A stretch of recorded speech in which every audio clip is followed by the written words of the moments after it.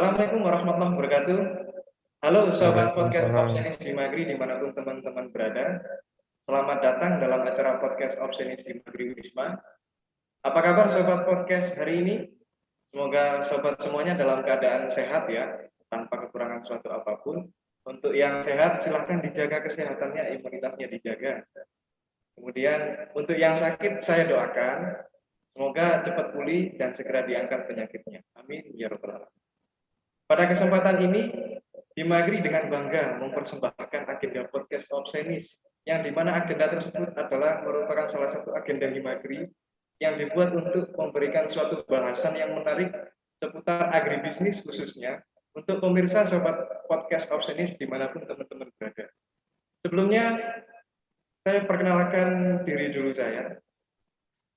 Saya Ahmad Faril Fauzi, salah satu pengurus Himagri Unisma periode 2021, periode ini tentunya, sebagai Ketua Bidang Kajian Ilmiah yang akan menemani pemirsa Sobat Podcast Opsinis dalam diskusi kali ini. Hari ini, saya ditemani oleh orang yang sangat luar biasa, yakni beliau Bapak Raka Bagus, seorang pimpinan sekaligus juga founder PT Agung Bumi Agro, atau yang sering disebut Ladang Lima. Sekilas tentang Ladang Lima, Ladang Lima merupakan salah satu perusahaan manufaktur di bidang agroindustri, di mana industri tersebut mampu menyulap bahan baku dari kasava. Tahu kasava nggak teman-teman? Kasava itu singkong, menjadi berbagai produk olahan, baik barang jadi yang siap konsumsi, ataupun barang yang setengah jadi. Sebelumnya, saya ucapkan terima kasih sekali kepada tim manajemen Ladang Lima, karena sudah berkenan mengosongkan jadwal dengan kita Himagri Wisma, karena kita tahu kan Bapak Raka Bagus ini kan bisnismen, pastinya agendanya padat banget gitu kan. Oleh karena itu saya sampaikan terima kasih sekali kepada Bapak Raka Bagus karena berkenan bergabung dengan kita pada hari ini. Ya meskipun secara virtual juga, secara jarak jauh, saya di Malang, Pak Raka Bagus juga berada di lokasinya sendiri. Dan ini meskipun secara virtual ini sudah sangat bagus bagi kami, khususnya teman-teman di Himagri. Beliau sudah ada bersama saya nih, Bapak Raka Bagus. Selamat datang Ya, Pak Raka Bagus di podcast Opsinis Himagri. Gimana Pak kabarnya? Sehat dong? Makanya singkong terus soalnya. Benar begitu Pak Raka Bagus? ya nggak tiap hari lah, tapi yang jelas makan produk ladang lima pasti. Ya. Ya, Oke, sahabat podcast Opsinis, kali ini kita akan banyak kepoin tentang Pak Raka Bagus sendiri dan juga diskusi tentang ladang lima itu seperti apa.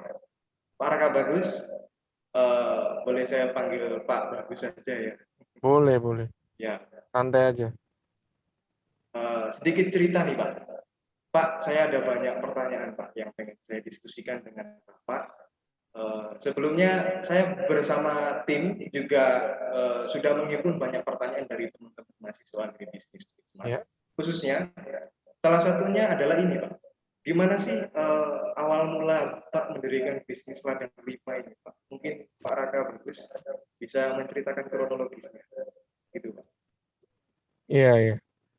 Ya, mungkin saya perkenalan ya. Saya Raka Bagus, CEO dari Ladang Lima. Ya, terima kasih sebelumnya kesempatannya untuk bisa sharing dengan teman-teman dari fakultas ya, Fakultas Agribisnis Unisma. Eh, Saya juga mohon maaf juga ya ini apa namanya posisi lagi di jalan, jadi saya ambil waktu di mobil ini sekarang untuk bisa sharing di sini. Eh, jadi mungkin kalau kita bicara mengenai asal mula atau sejarah Ladang Lima sendiri, eh, saya sendiri sebenarnya tidak ada background di manufacturing, saya tidak ada background di apa namanya agribisnis ataupun teknologi pangan ataupun pertanian, saya tidak ada. Jadi background saya justru di desain grafis di sini. Ya, jadi awalnya itu memang ada apa namanya ada saudara nih, ada saudara yang sempat bicara mengenai pengolahan tepung mokaf atau tepung singkong ya. Di mana saya sendiri itu tertariknya adalah ternyata tepung mokaf ini bisa bisa diolah sedemikian rupa sehingga bisa menggantikan terigu.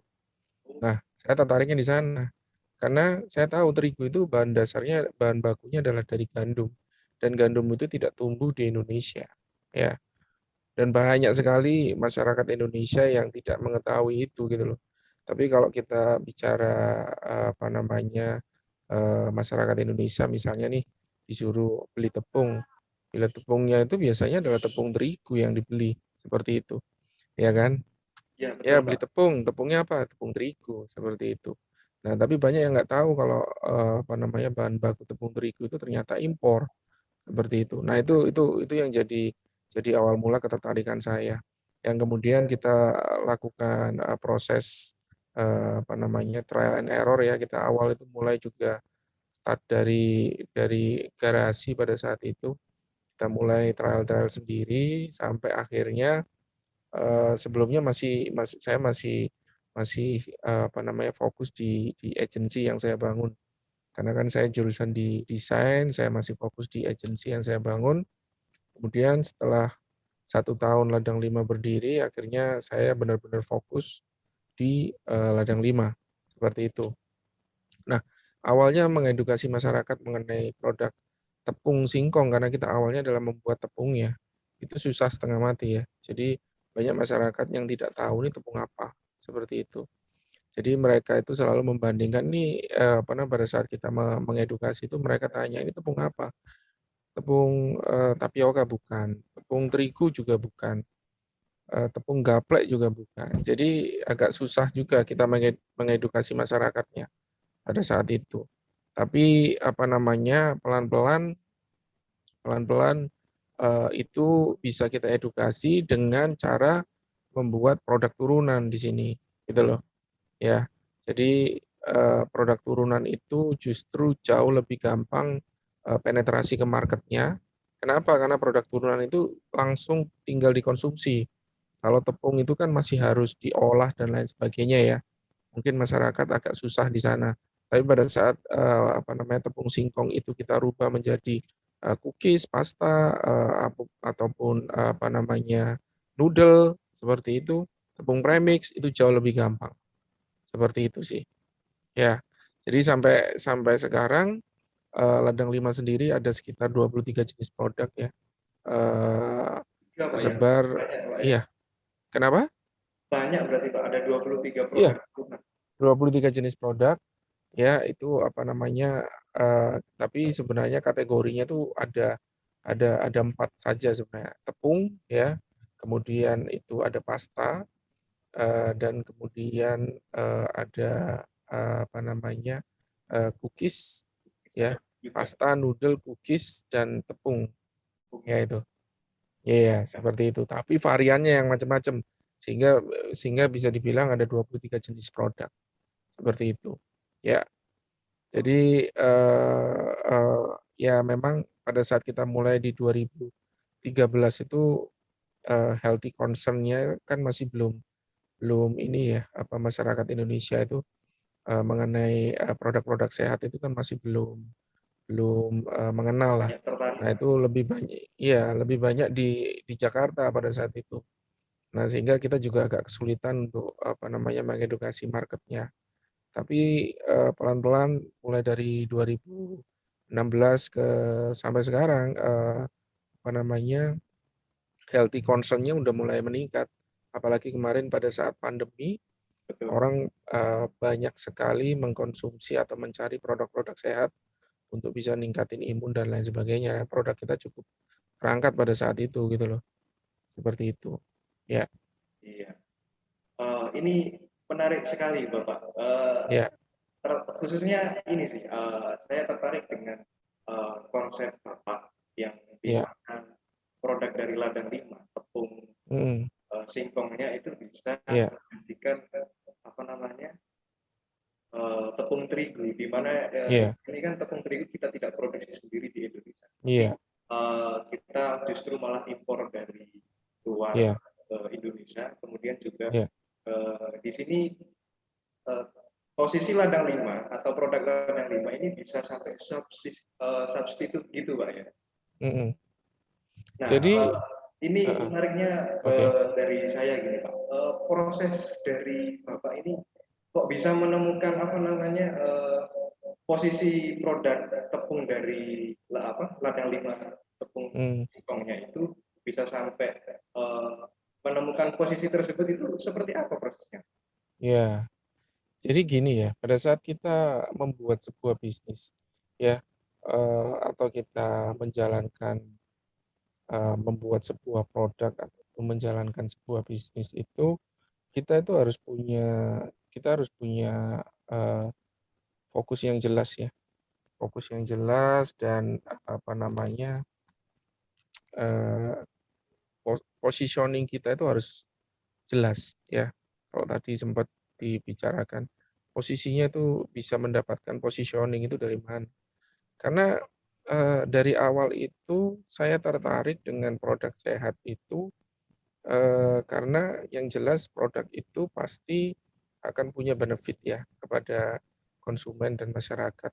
Itu yang pertama. Kedua, buat saya sendiri sebagai entrepreneur itu punya tanggung jawab moral pada saat kita membuat sebuah produk yang bila itu hanya mencari sekedar untung saja tapi apa namanya ingredient di dalamnya kurang kurang bermanfaat itu kan ya kalau saya sih ini ya apa namanya tanggung jawab moralnya saya merasa itu kurang lah seperti itu sehingga dengan menciptakan produk sehat itu saya sendiri juga merasa apa namanya senang happy juga bahwa produk itu nantinya juga bermanfaat. Tapi kalau bicara mengenai ladang 5 sendiri ya. Jadi awal itu apa namanya kita itu tidak berpikiran bahwa ini bisa mensubstitusi 100% terigu. Ya, kita bicara di sini adalah di benefit sehatnya saja. Walaupun memang apa namanya tepung ini memang bisa beberapa beberapa makanan yang biasanya menggunakan terigu itu bisa kita substitut ya. Tapi eh, harus kita ketahui bahwa di Indonesia ini hampir semua makanan yang kita jumpai, kalau kita ke supermarket, kita ke apa namanya pasar, hampir sebagian besar itu banyak jajanan atau makanan yang bahan bakunya menggunakan terigu. Ya, Jadi artinya terigu itu sudah cukup membumi di Indonesia. betul. Ya, dan itu sangat sangat apa namanya sebuah PR yang sangat besar sekali kalau misalnya pemerintah bicara mengenai diversifikasi pangan, pemerintah bicara mengenai ketahanan pangan dengan tidak melakukan impor bahan baku itu agak susah ya, gitu loh. Nah, kita di sini ladang 5 lebih lebih lebih lebih banyak memberikan apa namanya alternatif kepada masyarakat mengenai produk makanan sehat yang kebetulan memang bahan bakunya adalah dari singkong seperti itu. Ya, Oke, menarik sekali. ya, Sebelumnya itu juga kan produk pertama kalau menurut cerita dari Pak Bagus tadi kan urutannya kalau tidak salah tadi kan Bapak Bagus itu produksi tepung terlebih dahulu, kemudian menemukan produk yang lain, produk-produk turunan seperti tadi kayak disebutkan kan ada noodle, ada cookies, kemudian ada pasta juga seperti itu. Pertanyaan saya, bagaimana Pak menemukan proses produk-produk tersebut itu ditemukan gitu Pak? Apakah Bapak punya tim peneliti atau segala macam? Karena kan latar belakang dari Bapak sendiri kan bukan dari teknologi pangan atau mungkin juga dari manufaktur produksi manufaktur segala macam. Malah justru Bapak latar belakangnya dari agensi desain grafis kalau tidak salah seperti itu gitu Pak ya. ya benar. Bagus bisa cerita juga. Ya ini gini ya. Jadi buat teman-teman nanti ini kan jurusannya agribisnis ya. Ya betul Pak. Ya, jadi agri itu jelas adalah hal-hal yang berhubungan dengan apa namanya perkebunan, ya apa Betul Pak. namanya hasil-hasil bumi lah, ya. Betul. Kemudian hasil bumi itu harus dibuatkan sebuah bisnis ya. Jadi Betul. poinnya dari jurusan ini kan agribisnis, bagaimana Betul sekali. berbisnis dengan hasil bumi, benar ya? Betul sekali Bapak. Nah, Jadi kalau kalau berdasarkan pengalaman saya, jadi sebenarnya apapun jurusannya, apapun apa namanya backgroundnya, pada saat kita memang sudah punya fokus untuk apa namanya menjalankan itu, sebenarnya ya kita sendiri harus belajar gitu loh. Walaupun saya tidak punya background di situ, tapi saya belajar. Jadi proses trial and error-nya, kemudian proses apa namanya istilahnya lebih kepada ini ya, proses bagaimana kita mengembangkan mental ya. Kenapa? Karena pada saat trial gagal, sudah melakukan ini masih gagal, terus kita menyerah, ya nggak jadi, ya Ya, kan? Karena pada saat kita melakukan sesuatu dan gagal, kita nanti akan punya banyak alasan sebenarnya. 1000 macam alasan kita bisa sampaikan. Oh ya saya gagal karena ini. Saya tidak didukung inilah, karena marketnya tidak apa namanya belum siap dan lain sebagainya. Ya macam-macam alasannya. Tapi kalau kita maju ya, ya cuma satu. Ya udah gagal bikin lagi sampai kita berhasil. Ya seperti itu. Jadi buat teman-teman yang beruntung ya. Kalau saya sih sebenarnya kalau ingin mengulang mengulang apa namanya perkuliahan, saya sih ingin ada di teknologi pangan ataupun agribisnis seperti itu yang berhubungan. Tapi mindset mindset sebagai apa namanya desainer itu juga cukup membantu karena desain itu kan sebenarnya problem solver. Jadi gitu itu apa namanya mendefinisikan masalahnya apa saja, kemudian kita cari apa namanya solusinya. Saya rasa semua semua semua jurusan itu juga harus punya mindset seperti itu.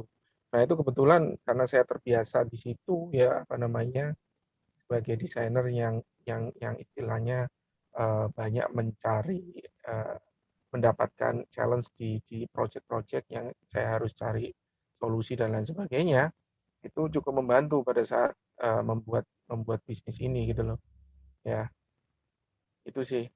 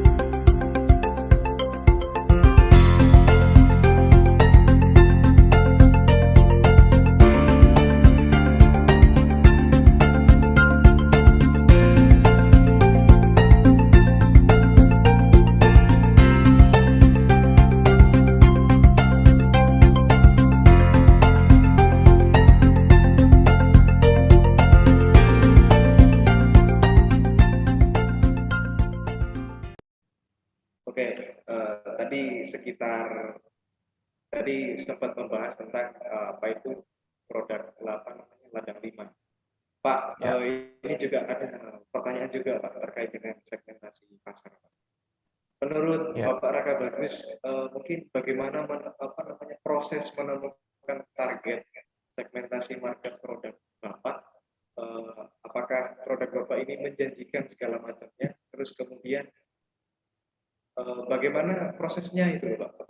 Kan karena produk Bapak kan kurang lebih lebih ke healthy, mungkin seperti itu gitu Pak ya. Terus kemudian ya, kalau di produk-produk yang lain kan, mohon maaf nih, mungkin kan asal produksi aja dan mungkin lebih ke apa ya?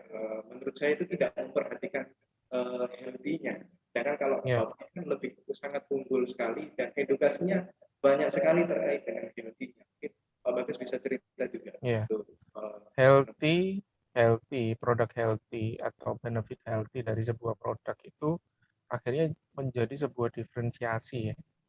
Diferensiasi dibandingkan produk kompetitor nih. Misalnya nih kita jual cookies. Yang jual cookies banyak, tapi diferensiasinya apa? Ya kan, pada saat kita sudah punya diferensiasi dari produk tersebut, segmen marketnya juga akan terbentuk di situ. Nah, pada saat kita punya produk cookies yang menawarkan apa namanya cookies dengan bebas gluten atau gluten free, kemudian tidak menggunakan apa namanya pengawet misalnya, kemudian di situ ada coklat dark coklatnya, kemudian ada almond dan sebagainya itu akan jadi pembeda di sana ya, sehingga segmen marketnya secara otomatis juga akan terbentuk. Nah, pada saat segmen marketnya terbentuk, ya gaya branding kita, gaya komunikasi di marketing juga juga sudah punya konsep dan strategi yang mengarah ke target segmen yang ingin kita tuju di sana. Jadi apa namanya event-event, misalnya kalau kita bikin program marketing nih, event-eventnya siapa nih, audiensnya siapa, kita udah tahu. Kemudian kalau kita bikin konten di IG, konten-konten apa sih yang menarik di segmen market itu seperti apa.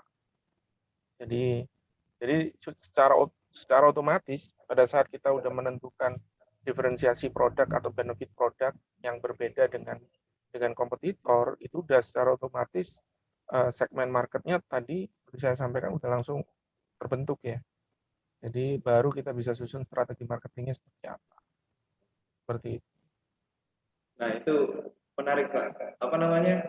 Itu tadi kan proses prosesnya kan pasti mengikuti seperti itu yang saya pahami Iya. gitu Pak. Ya.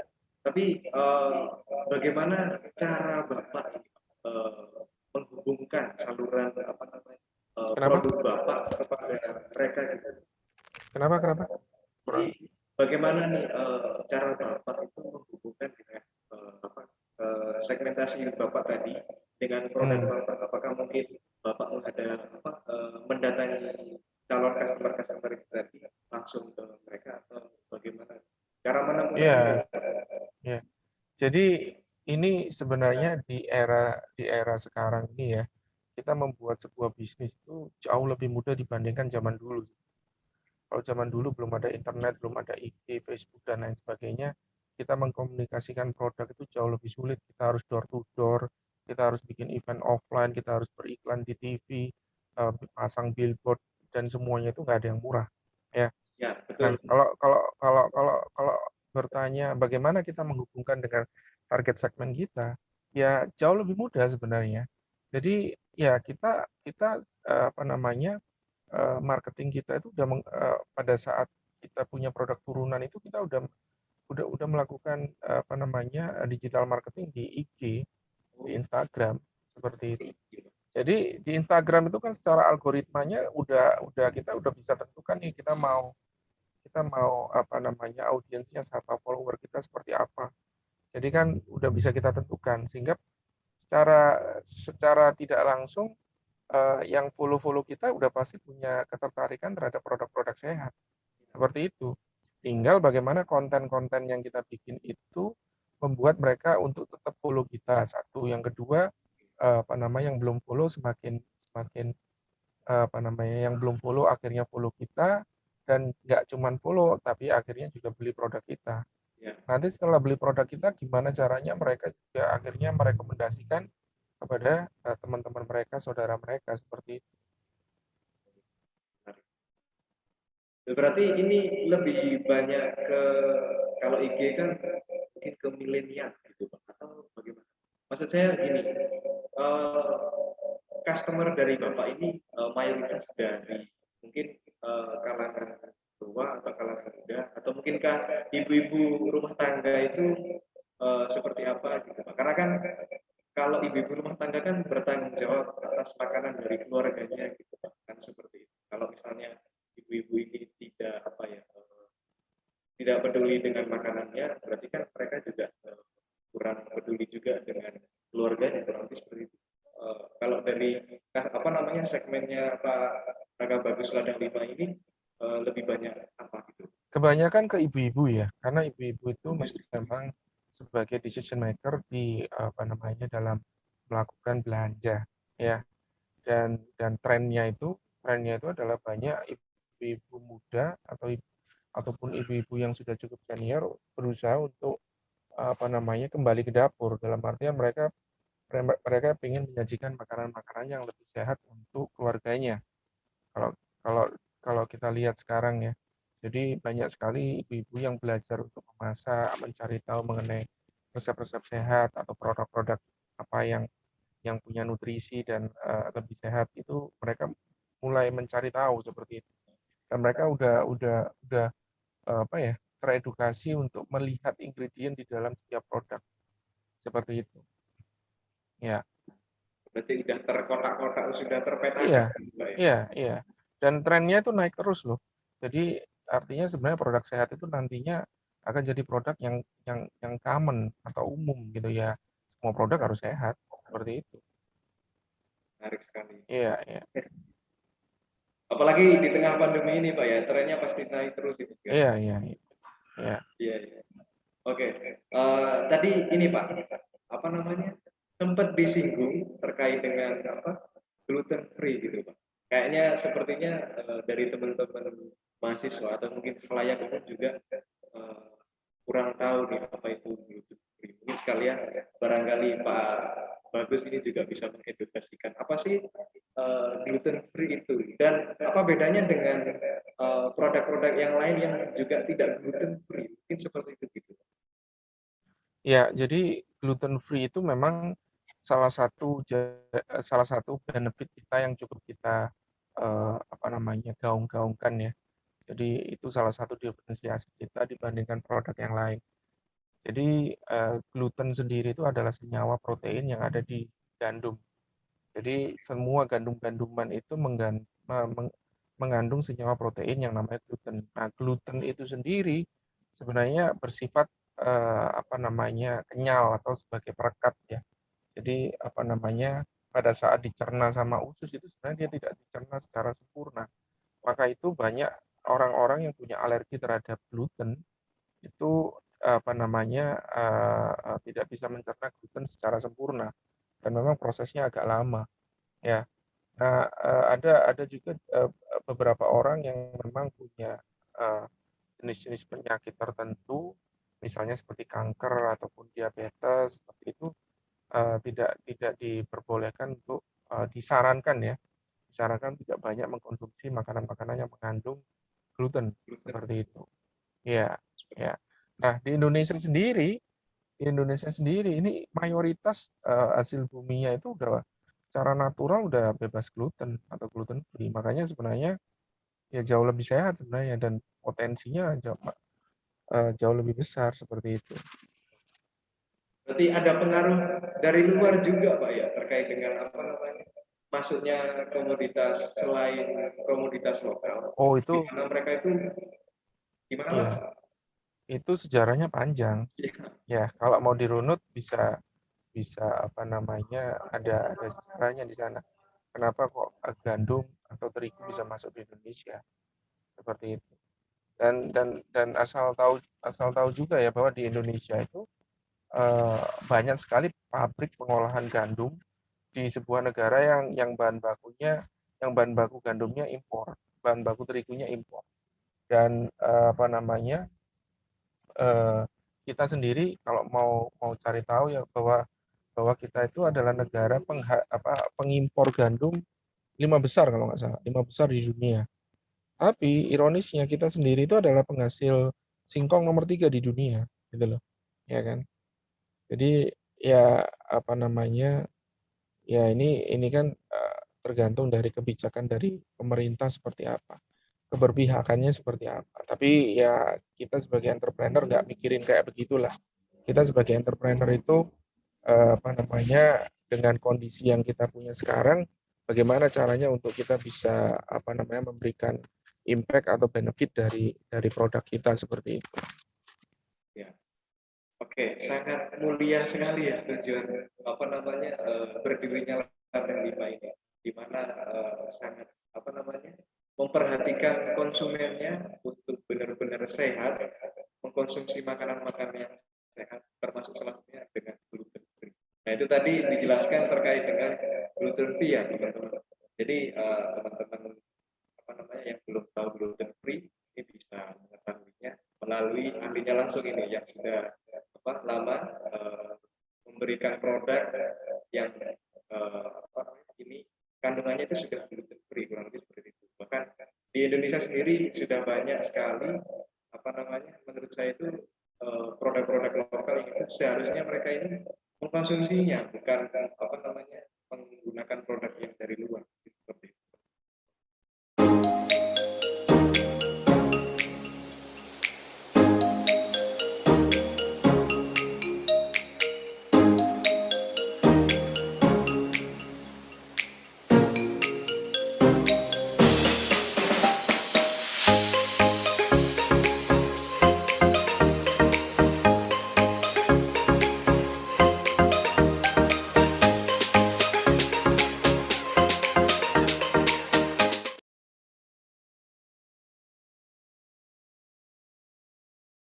Oke, terus ini ada lagi Pak pertanyaan terkait dengan ini Pak.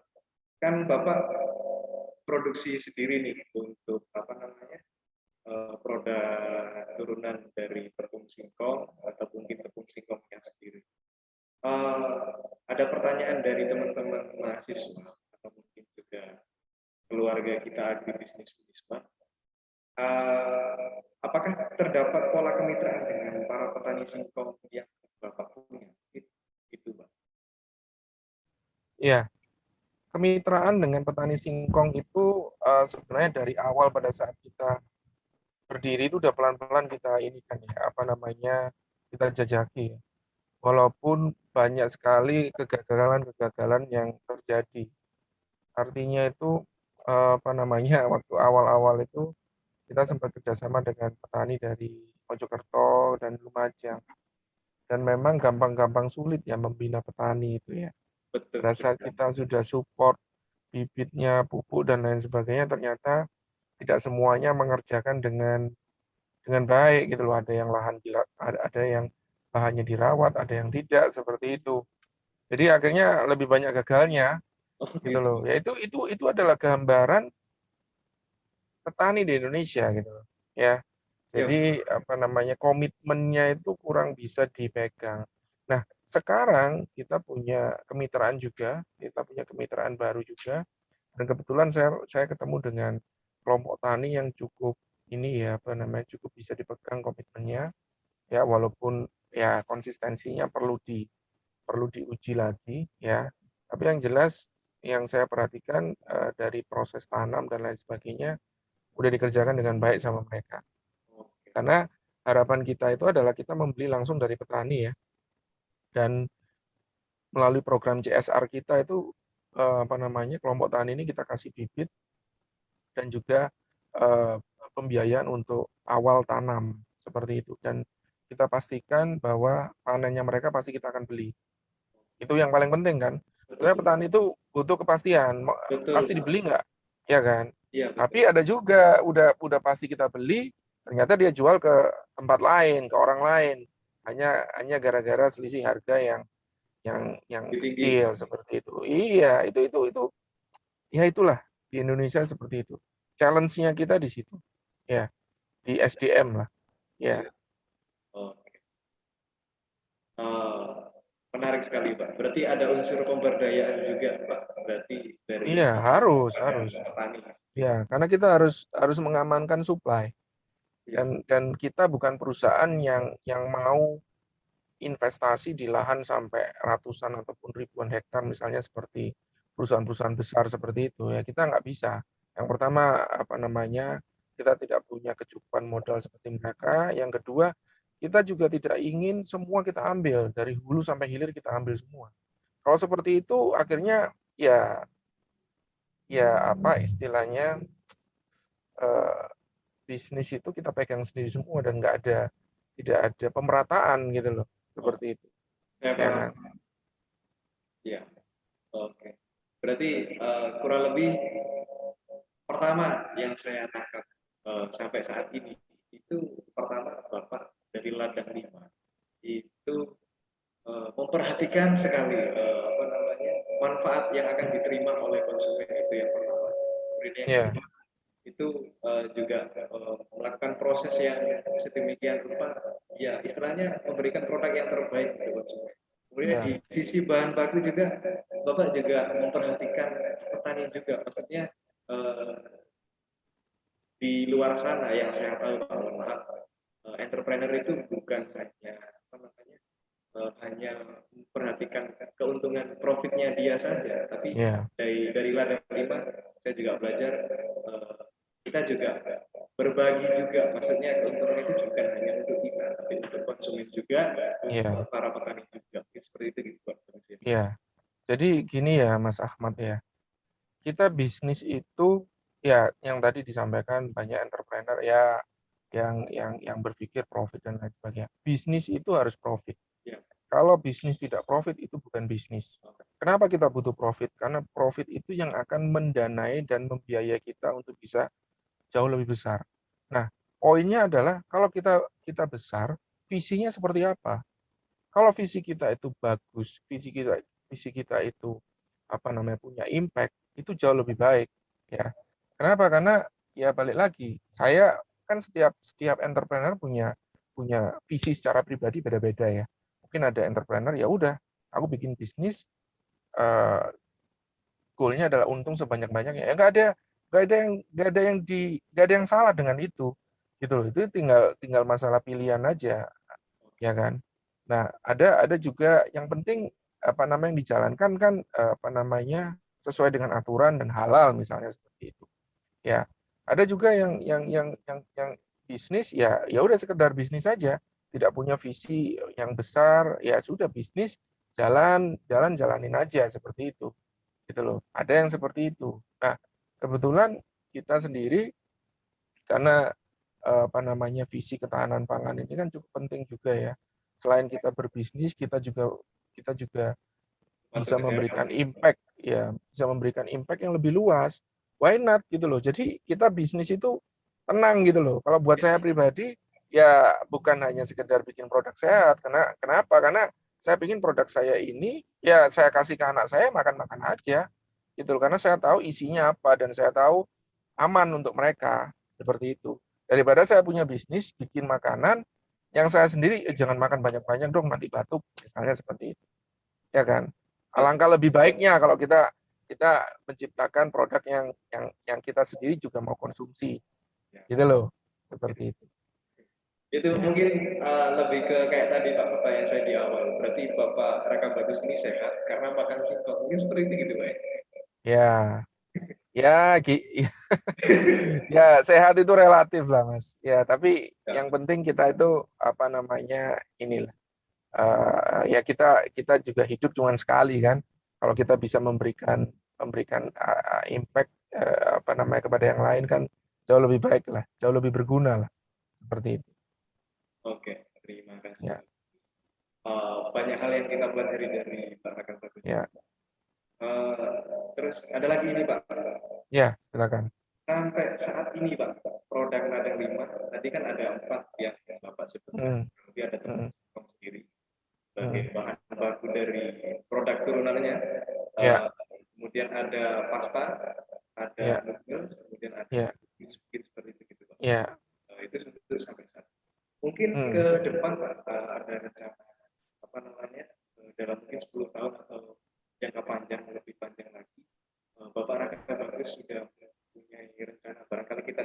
bocoran gitu Pak untuk produk selain 4 tadi untuk ladang 5 barangkali sudah ada.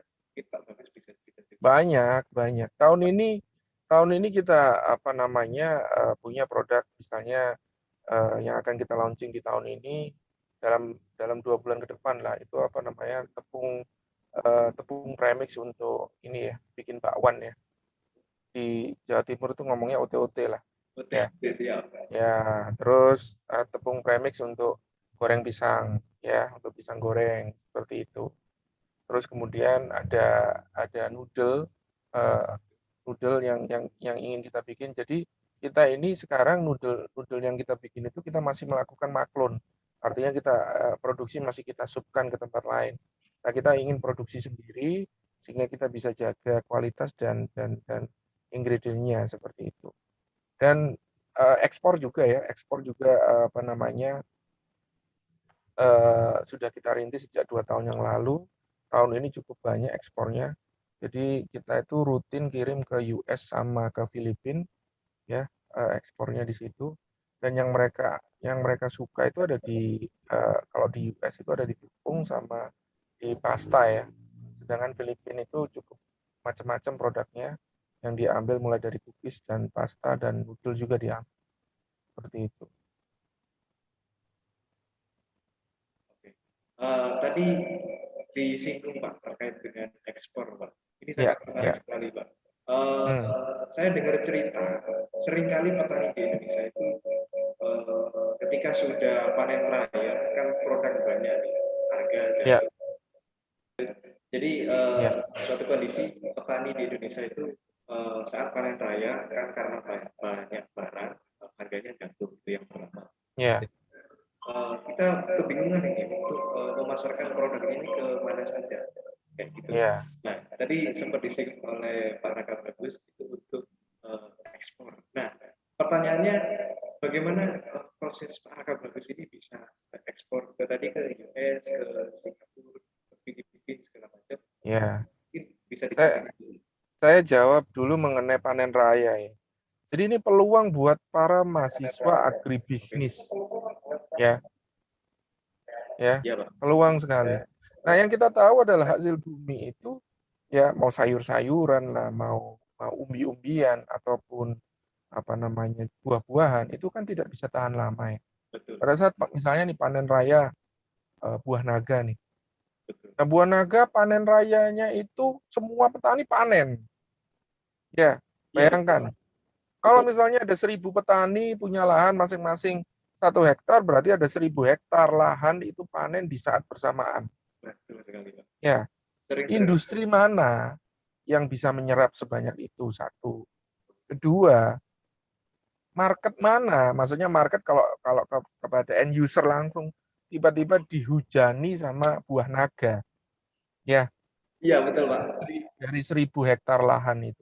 Nah, ini kan sebenarnya butuh planning gitu. Butuh planning, ya panennya jangan barengan dong. Oke. Panennya kalau bisa diatur. Nanti petani ini panen mungkin bulan ini, petani berikutnya nanti bulan ini, berikutnya seperti itu. Sehingga kestabilan harga itu bisa dijaga. Pada saat panen raya semua kan petani pengen jual kan, udah panen namanya. Ya kan? Betul, Nah, Pak. ini peluang juga untuk mahasiswa agribisnis. Kita tahu bahwa buat misalnya nih, ini contoh kasus buah naga ya. Iya, Pak. Buah naga itu tidak bisa tahan lama. Nah, untuk bisa tahan lama kita apain nih? Dibikin jus nih misalnya. Jauh lebih mudah jual jus atau lebih mudah jual buahnya. Harusnya lebih mudah jual jusnya. Ya, sehingga kita memberikan added value dari produk. Pasti jualnya lebih mahal jus daripada buah naganya. Betul. Ya kan? Tapi jus sendiri itu juga tidak tahan lama, ya kan? Betul, Pak. Nah, kalau tidak tahan lama, kalau seandainya tidak tahan lama, diapain nih? Agar bisa tahan lama. Oh, kita keringkan nih buahnya. Jadikan manisan nih misalnya. Oke. Iya kan? Iya, Pak. Oh, manisan itu juga nggak bisa tahan lama. Mungkin dia 3 bulan. Karena masih ada kadar airnya. Keringkan jadi powder. Ya, gimana caranya keringkan buah naga menjadi powder tapi tidak mengurangi nutrisi? Ya kan? Nah, itu banyak teknologinya. Mau freeze dryer kah, mau dikeringkan dengan suhu di bawah 40 derajat, seperti itu. Ya kan? Sehingga tidak mengurangi nutrisinya, kan seperti itu. Nah, makanya saya bilang, potensinya masih besar, gitu loh. Karena banyak sekali petani misalnya panen bawang, semua petani panen bawang, sehingga bawang harganya drop, dimainin sama tengkulak dan lain sebagainya. Ya kan? Yang baru Ya cabut, ini Pak. ini sebenarnya tugas pemerintah sih, tapi kita ini sebagai masyarakat Indonesia, atau kita bicara apa namanya, ya ini juga bagian dari tanggung jawab kita, gitu loh, ya kan? Ya itu yang saya bilang, kalau kita bisa bisa bisa berguna, alangkah baiknya, seperti itu. Ya. Kalau yang ekspor tadi, Pak, gimana, Pak? Kalau ekspor tadi, ya memang saya juga nggak nyaranin ya. Kalau kita bikin bisnis, ini saya bicara bisnis makanan ya. Oke. Bisnis makanan orientasinya ekspor. Itu kesalahan saya pada saat awal. Kenapa? Karena gluten free, apa namanya, awareness mengenai gluten free itu yang punya memang luar negeri. Di masyarakat Indonesia nggak ada yang paham pada saat itu. Sehingga kita gencar bikin promo, apa namanya, ikut pameran keluar dan sebagainya. Tapi kita nggak siap secara produk, nggak siap secara sertifikasi dan lain sebagainya, kita nggak siap. Akhirnya kita juga sempat sempat apa namanya, kolaps juga, sempat sempat sempat apa namanya, bangkrut juga pada saat itu, gitu loh. Nah, kenapa nggak saya sarankan ekspor? Karena market di Indonesia masih besar. Kita ini 250 juta apa namanya, orang loh di Indonesia, ya kan? Dapat 1%, market share 1% itu bagus, ya kan? Iya, Jadi betul, Pak. nggak usah, kalau ekspor itu sebuah kebanggaan lah. Tapi Oke. jangan jadikan, wah keren ya sudah ekspor, enggak. Buat saya bukan keren sih, gitu loh. Ya. Bukan keren, ya biasa aja. Ya memang kita ada yang mau sama produk kita, ya udah ambil, kasih, jual. Tapi kita nggak fokus di sana. Mungkin kita fokuskan itu masih 2022, karena kita masih melengkapi standarisasi internasional. Seperti itu. Tapi sekarang masih tetap jalan. Orang ambil aja. Kita jual. Gitu loh. Berarti lebih ke ini, Pak, ya, mempotensikan apa namanya, market di Indonesia terlebih dahulu seperti itu. Masih luas. Masih luas. Kita ini dijadikan pasar sama negara-negara lain. Oh, Gitu loh. Ngapain kita keluar, gitu loh. Kalau kita bisa jual ke masyarakat kita sendiri, yang lebih, sebenarnya lebih membutuhkan, gitu loh. Ya kan? ya, betul, Pak. Sangat menarik sekali. Ya, Oke, siap. ya, ya, Ini terakhir untuk teman-teman mahasiswa agribisnis, ya, ya, atau khalayak umum juga. Barangkali nih, ya. Pak, mereka ini pengen meniru Bapak sebagai founder atau mungkin menemukan produk lain dan kemudian pengen mendirikan bisnis juga seperti Ladang Lima. Pesan untuk teman-teman pemirsa podcast Opsinis di Magri Unisma, motivasi untuk teman-teman yang ingin membuka usaha seperti Bapak. Uh, Pertama karena memang tidak tahu, kemudian mungkin juga ketakutan untuk memulai segala macamnya, dan banyak hal lagi yang menjadi keraguan dari teman-teman pemirsa Opsinis, podcast Opsinis di Magri. Mungkin dari Pak Bagus punya Ya. segala macam. Kalau saya itu jangan meniru, ya. Jadi silakan, apa namanya, dengarkan ceritanya seperti apa. Yang diambil itu sebenarnya spiritnya, ya. Karena kalau kita meniru itu 100% nggak akan mungkin bisa, ya. Meniru maksudnya apa namanya? Karena setiap perjalanan entrepreneurship itu challenge-nya beda-beda, Ya, gitu loh, ya kan? Beda-beda. Temukan jalannya sendiri, tapi poinnya di sini kan, apa namanya, jangan jangan gampang ini ya, patah semangat ya. Karena entrepreneurship itu, apa namanya, yang dibutuhkan komitmen dan konsistensi, gitu loh. Jadi gimana kita pada saat jatuh bisa bangun kembali. Itu yang mentalitas seperti itu yang paling penting, gitu loh. Ya. Kalau ngomong mulai ragu dan sebagainya, ya kita nggak ada yang tahu kok, ya. Nggak ada betul. yang tahu, gitu loh. Emang ada yang tahu sih apa namanya, Steve Jobs bikin Apple, ya. Ada yang Betul. tahu Bill Gates bisa sekaya seperti sekarang? Nggak ada yang tahu. Tapi mereka kan menjalani passion mereka. Karena kalau kita ngomong misalnya Bill Gates, dia ingin semua komputer di seluruh dunia itu menggunakan Microsoft misalnya, atau Steve Jobs, memang dia ingin bikin komputer yang keren aja, gitu loh, ya Ya, kan? Nah, kita betul. kita harus temukan kita harus temukan why-nya kita apa. Why itu maksudnya, kalau kalau baca bukunya Simon Sinek ya, mungkin nanti dicari di sana itu ada why ya. Jadi kita itu harus ketemu why-nya kita. Why itu kenapa ya? Kenapa sih kita bangun pagi? Kenapa sih kita bikin ini? Kenapa? Kalau kita belum ketemu kenapanya, nanti kita akan bikin bisnis. Misalnya ini lagi tren ayam geprek nih, ya udah bikin bisnis ayam geprek misalnya. Ya, Ada tren apa nih? Apa bikin bikin apa? Ya ikutin lagi. Itu kan niru kan, gitu loh. Tapi kita harus ketemu. Kalau oke lah, kalau kamu mau bikin bikin bisnis ayam geprek, apa yang akan menjadi pembeda di sana, ya kan? Ya kan? Dan kita harus harus tahu seberapa besar sih marketnya di bisnis tersebut. Apakah sudah jenuh kah, atau masih punya potensi dan lain sebagainya. Tapi ya, kalau kita mau, sebenarnya kalau ngomong bisnis itu jalanin aja lah, jalanin aja. Mau nanti riset dulu lah, ini gini gini gini. Ya benar sih, memang memang resiko sebisa mungkin kita kita kecilkan. Tapi kalau kita nggak mulai-mulai, kita nggak start, ya nggak akan pernah tahu, gitu loh. Jadi buat teman-teman mahasiswa agribisnis, karena sudah masuknya agribisnis, ya harus berbisnis lah. ya, Ya, mm-mm. udah apa jadi DNA ya berarti apa namanya untuk bisnis untuk teman-teman harusnya seperti itu gitu Pak ya. Iya dong, harus. Ya. Oke, saya kira banyak hal apa namanya yang bisa kita peroleh dari podcast pada hari ini. Kemudian beliau Pak Raka Bagus selaku founder Ladang 5, semoga diskusi ini dapat menjawab pertanyaan-pertanyaan kita terhadap Ladang 5, terhadap Pak Raka Bagus, terhadap spirit-spiritnya, nilai-nilai moral yang apa namanya sudah tertanam pada Pak Raka Bagus. Pesan Pak Raka Bagus juga kita bisa harus meniru spiritnya, bukan hanya meniru produknya, bisnisnya, segala macamnya itu sebenarnya mudah dicari, sebetulnya seperti itu. Kemudian kalau spiritnya itu yang mungkin sulit dicari. Jadi saya terima kasih sekali kepada Pak Raka Bagus sudah memberikan waktunya. Kemudian semoga pertanyaan ini semoga diskusi ini menjawab semua pertanyaan dari teman-teman mahasiswa agribisnis Ya, atau mungkin yang menonton nanti, semoga membawa manfaat juga bagi ya, semua. Mungkin Pak Bagus ada yang pengen disampaikan ya. lagi? Saya juga terima kasih ya, karena saya senang sih bisa sharing dan semoga itu bisa menginspirasi teman-teman ya. Karena di Indonesia ini potensi dan peluangnya masih besar sekali ya.